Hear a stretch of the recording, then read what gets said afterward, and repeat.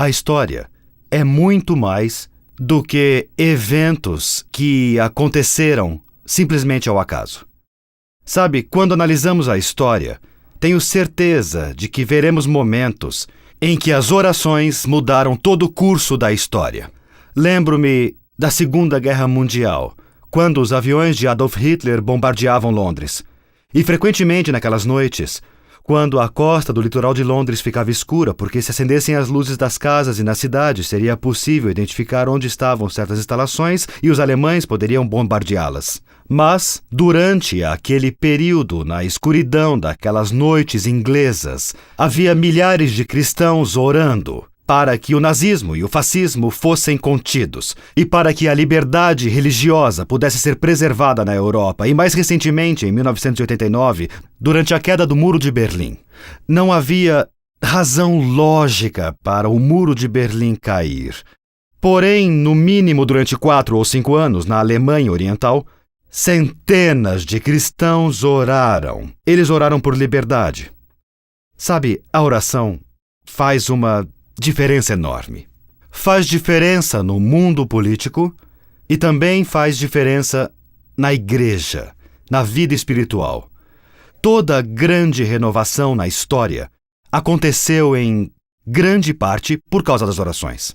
Se você analisar, por exemplo, a igreja cristã primitiva e voltar ao livro de Atos, qual foi o papel da oração no derramamento do Espírito Santo no dia dos Atos?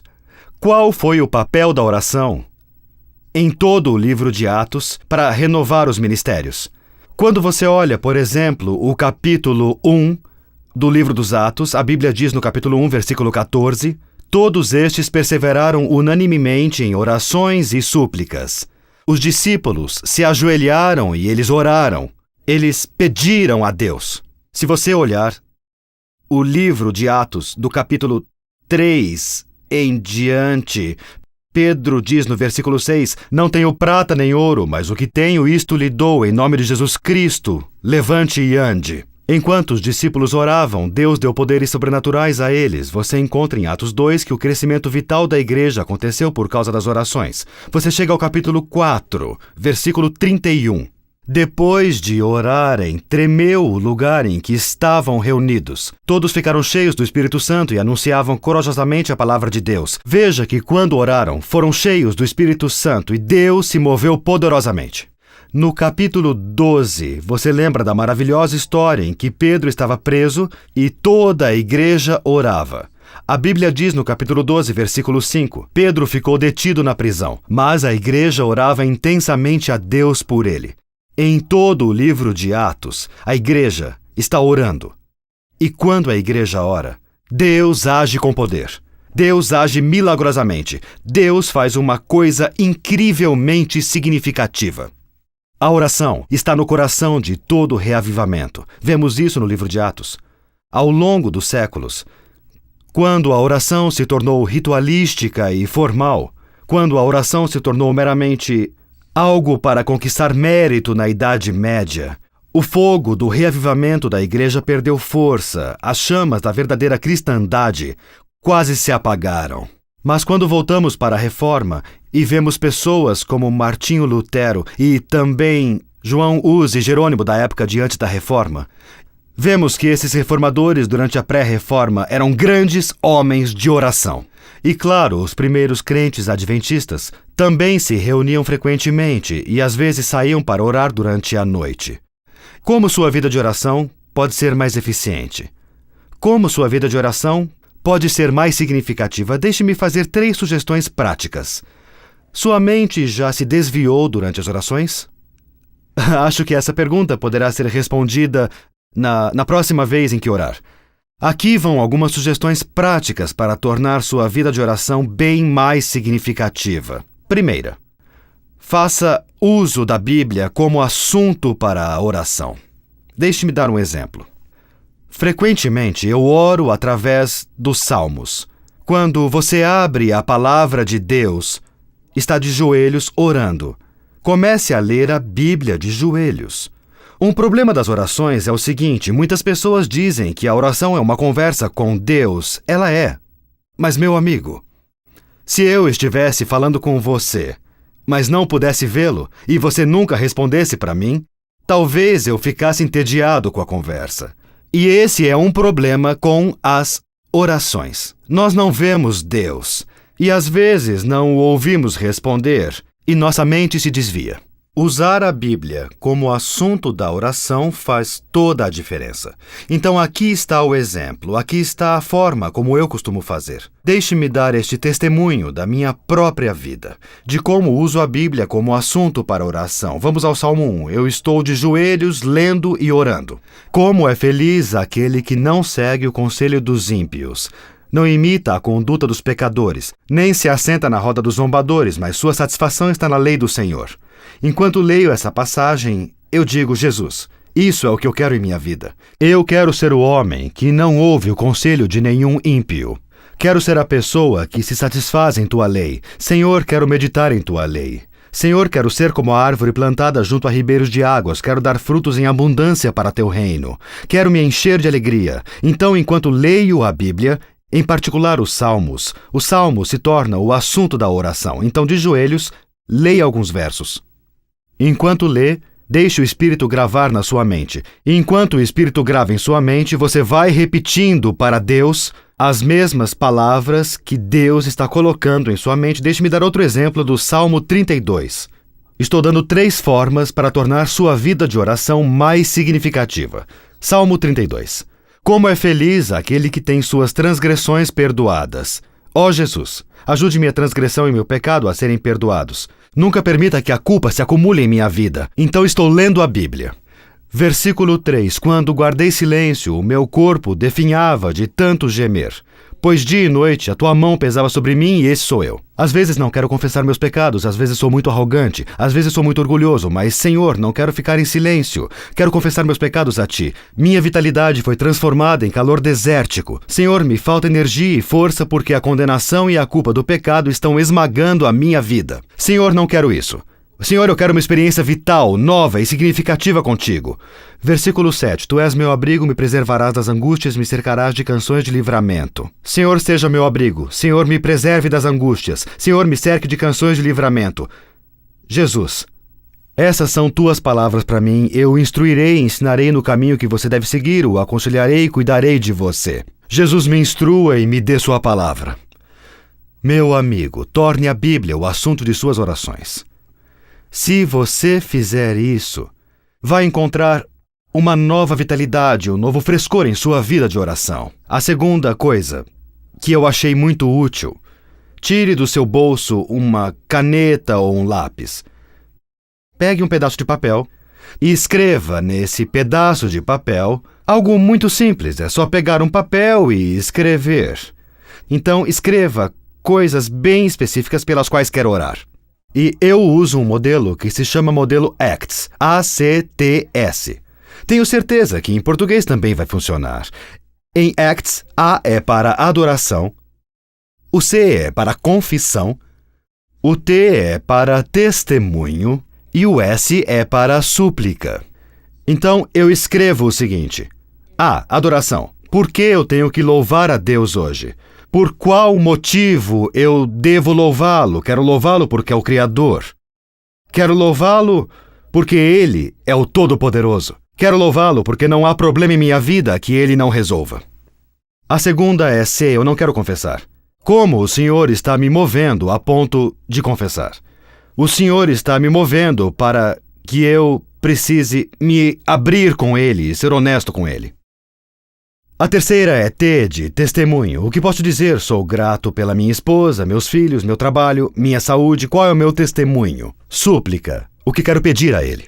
Então, eu uso o modelo ACTS. Pegue um pedaço de papel e escreva todas essas coisas.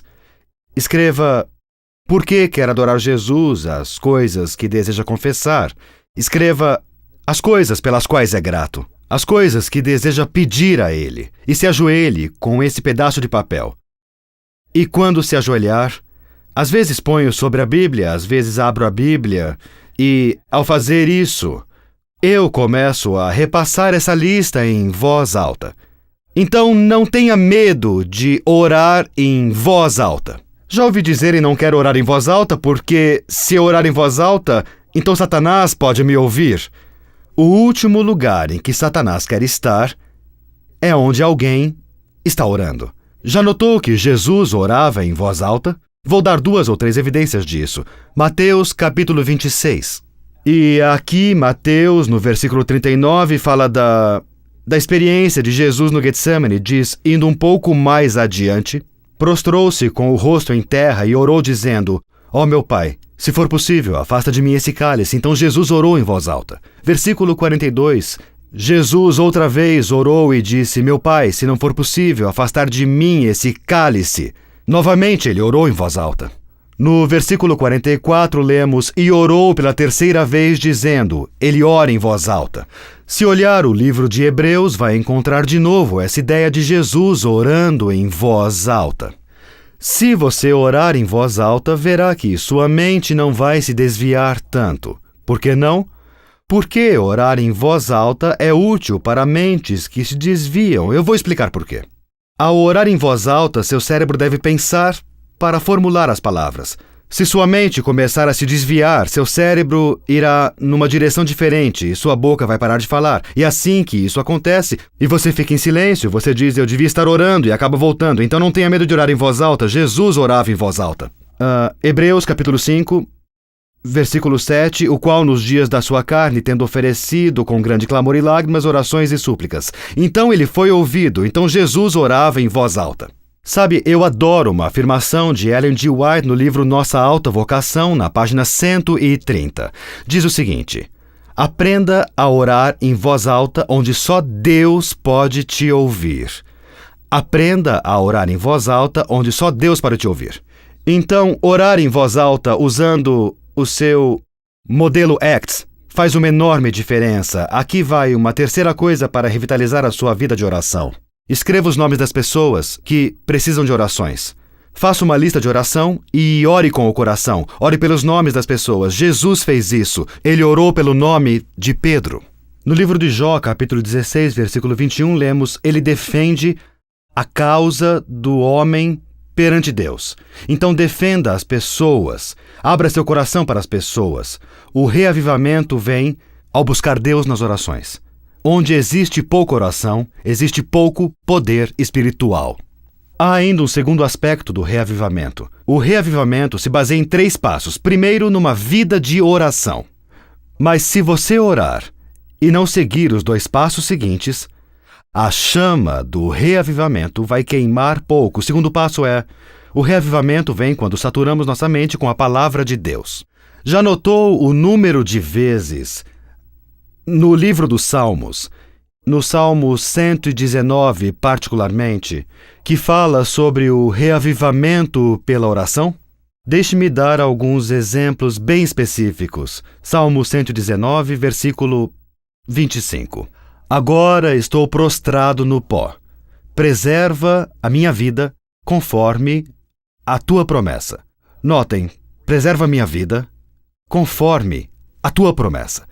Notem também no Salmo 119, versículos 49 e 50. Lembra-te da tua palavra ao teu servo, pela qual me deste esperança. Este é o meu consolo no meu sofrimento. A tua promessa dá-me vida. Versículo 81. Estou quase desfalecido, aguardando a tua salvação, mas na tua palavra coloquei a minha esperança. Nós vemos que com frequência que a Bíblia fornece a base para a nossa vida espiritual. Quando lemos a palavra de Deus, a vida se transforma. Há pouco tempo, um cristão adventista muito comprometido me ligou. E ele me perguntou, Pastor Mark, pode me dar conselhos para eu estudar a Bíblia de forma mais eficiente? Ele disse, quero ter uma vida mais significativa estudando a Bíblia. Quero ter uma experiência mais vital com Deus ao estudar a Bíblia. Como você estuda a Bíblia? Diga o que existe na Bíblia que a torna tão especial para você. Sabe, é bem possível perder a empolgação para estudar a Bíblia. Então, como estudar a Bíblia de forma mais significativa? Tem uma coisa que eu sigo. Na verdade, Tem 3 passos que eu sigo quando estudo a Bíblia. Vamos supor que eu estou estudando o Evangelho. Vamos supor que eu estou estudando a história de Jesus e o barco, e ele está cruzando o mar da Galileia de barco. Quando abro as Escrituras para ler, claro, em Marcos capítulo 4, quando eu abro para ler, a primeira coisa que começo a fazer é visualizar o que estou lendo.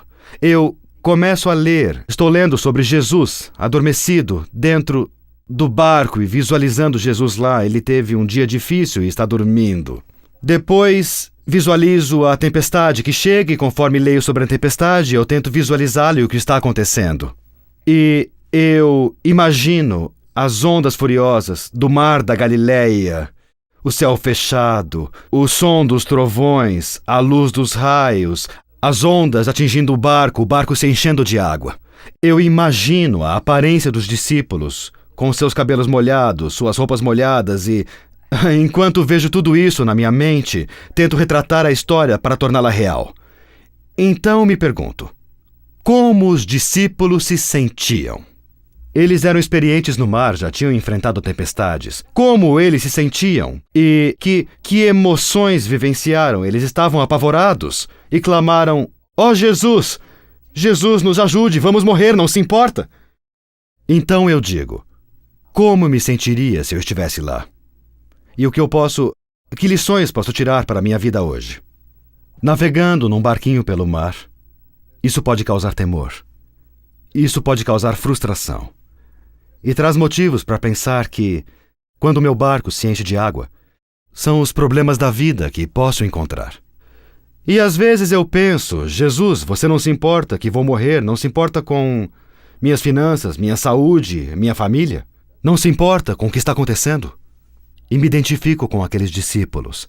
Então visualizo Jesus se levantar, erguer a mão e dizer: aquiete-se, acalme-se. E meu coração também se enche de paz. Imagine o que está lendo. Primeiro você visualiza, depois se identifica com a história e depois medita sobre as lições que a história está transmitindo quando ler a Bíblia. Não faça leitura dinâmica. Leia pensando na questão da mulher com hemorragia. Como teria se sentido se fosse aquela mulher? Se tivesse hemorragia, semana após semana, ano após ano. Se fosse a todos os médicos e não conseguisse ajuda. Se você tivesse gastado todo o dinheiro que tinha, como você teria se sentido naquele momento? Que tipos de pensamentos você teria na sua vida? Imagine a mulher. Imagine-a como intocável. Imagine-a isolada da sociedade. Sinta o odor do corpo dela. Ela não tomou banho e não se banhou e está cheia de sangue grudado no corpo. Sinta o odor daquele corpo suado. Veja as roupas sujas que ela está usando e veja o cabelo sujo. Veja a agonia crescer, veja a falta de esperança, o desespero. Imagine a mulher. Imagine que você é a mulher. Seu marido não te abraça. Seus filhos não se sentam em seu colo. Se tivesse um fluxo menstrual como aquele seguidamente, seria considerada impura. Pense nos médicos charlatões que ela visitou. Pense na tortura, na agonia que ela passou. E pense na alegria que ela teve quando tocou as roupas de Jesus e foi curada instantaneamente. Depois se imagine como um miserável pecador cheio de feridas apodrecendo, cheio de raiva e cheio de amargura. E imagine Jesus tocando você. Imagine Jesus lhe dando perdão, graça, misericórdia e poder em sua vida. Como você lê a Bíblia? Quando eu leio a Bíblia, para torná-la mais significativa, primeiro eu visualizo a história. Eu me pergunto o que está acontecendo aqui. Segundo, eu pergunto como as pessoas da história se sentem. Em terceiro, eu pergunto que significado isso tem para mim hoje. Depois, pela fé, aplico a história. Sabia que você pode ler a Bíblia? Você pode ler a Bíblia e não obter um benefício para a sua vida. Isso é o que a Bíblia diz, na verdade. Olhe Hebreus capítulo 4, versículo 2. Vamos lá, capítulo 4, versículo 2. A Bíblia nos diz que você pode ler o Evangelho e pode não beneficiar sua vida. Hebreus capítulo 4, versículo 2. Pois as boas novas foram pregadas também a nós, tanto quanto a eles. Com certeza o Evangelho foi pregado a essas pessoas. Tanto quanto a eles, mas a mensagem que eles ouviram de nada lhes valeu. pois não foi acompanhada de fé por aqueles que a ouviram. Então um grupo de pessoas ouviu a palavra de Deus. Ela foi pregada, mas de nada valeu, porque não estava acompanhada de fé. Quando ler a palavra de Deus, acompanhe-a com fé.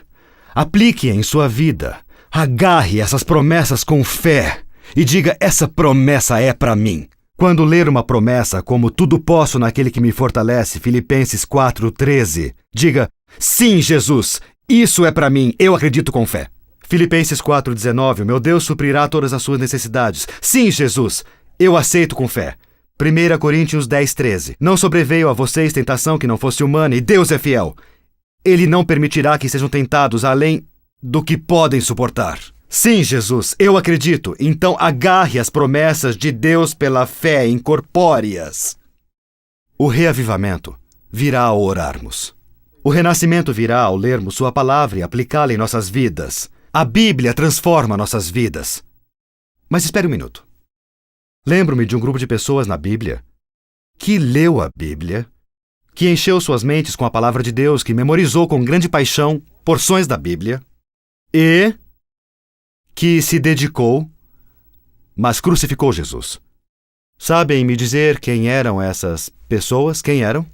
Claro, os fariseus, os escribas. Eles oravam, eles estudavam a Bíblia, mas crucificaram Jesus. Por quê? Porque a fé deles nunca os levou a agir. Porque a fé deles, se é que podemos chamar de fé, não os guiou. Todas as orações e estudos bíblicos nunca os levaram a servir ativamente. Vou abrir meu coração. Se apenas orar e estudar a Bíblia, mas não se tornar ativamente envolvido em servir os outros, se o testemunho não caracterizar sua experiência cristã, você terá uma vida espiritual murcha, não importa o quanto estude a Bíblia e ore. Porque só o estudo bíblico e as orações, sem foco no testemunho, são como comer sem se exercitar. Você pode se sentar num banquete de comida vegetariana e pode comer feijão e arroz, pode comer salada, milho e ervilhas. Pode se empanturrar todo dia, 3 vezes ao dia e engordar e morrer com o espírito vazio. Você pode ir à igreja todo fim de semana, ouvir a palavra de Deus e dizer Deus seja louvado e diariamente comer e comer, mas se não fizer exercícios espirituais, se não testemunhar por Jesus, você vai se encontrar com uma vida espiritual que vai morrer. Lembra que Jesus disse em Atos 20:32, é mais abençoado. Fazer o quê? Vamos olhar a passagem da Bíblia, vamos lá. Atos 20, procure versículo 32. Essa é uma passagem vital para a vida espiritual. Atos capítulo 20 e procure, na verdade, é versículo 35. Tenho-vos mostrado em tudo que, trabalhando assim, é necessário auxiliar os enfermos e recordar as palavras do Senhor Jesus que disse, mais bem-aventurada coisa é dar do que receber. Quem é mais bem abençoado, quem dá o estudo bíblico ou quem recebe? Quem é mais abençoado, quem leciona ou quem aprende? Quem é mais abençoado, quem organiza o grupo ou quem comparece ao encontro? Posso garantir que se você sair e testemunhar por Jesus, isso fará diferença em sua vida espiritual. Quando você se envolve ativamente em servir os outros, isso causa uma diferença dramática em sua vida espiritual. Quer crescer espiritualmente? Envolva-se no serviço. Quer crescer espiritualmente? Envolva-se no testemunho. Adoro a forma como Ellen White coloca. Em O Desejado por Todas as Nações. Ela diz, para desenvolver um caráter como o de Cristo, devemos trabalhar como ele trabalhou. E em Atos dos Apóstolos, página 105, ela aborda os discípulos e fala em como a igreja se congregou num lugar de Jerusalém. E diz em Atos, página 105, se esqueceram, pois a igreja se esqueceu, que a força para resistir ao mal funciona melhor com o serviço agressivo. Como você ganha força resistindo ao mal? Com orações e estudo bíblico, talvez, mas funciona melhor com o serviço agressivo. Quanto mais me envolvo em testemunhar para os outros, quanto mais compartilho minha fé com os outros, cada vez mais a minha própria fé vai crescer. Já vi isso acontecer muitas vezes, há muitos e muitos anos. Eu estava ensinando um grupo de jovens a testemunhar por Jesus e estávamos na Nova Inglaterra, que fica no norte dos Estados Unidos, na região Nordeste. E era um dia de atividades físicas. E naquela parte do país neva muito. Eu sei que em muitos lugares da América do Sul não neva tanto assim, mas em alguns lugares até neva. Então, nessa área estava nevando muito, tinha nevado muito, então eu pensei, vou sair com a turma para realizar atividades lá fora.